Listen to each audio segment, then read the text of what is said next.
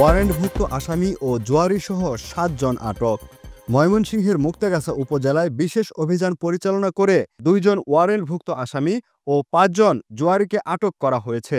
সোমবার দুপুরে মুক্তাগাছা থানার অফিসার ইনচার্জ কামাল হোসেন এ তথ্য নিশ্চিত করে বলেন, পুলিশ সুপারের নির্দেশে ও তার তত্ত্বাবধানে উপজেলার বিভিন্ন স্থানে বিশেষ অভিযান পরিচালনা করা হয়। এ সময় আসামিদেরকে আটক করা হয় বলে জানান তিনি।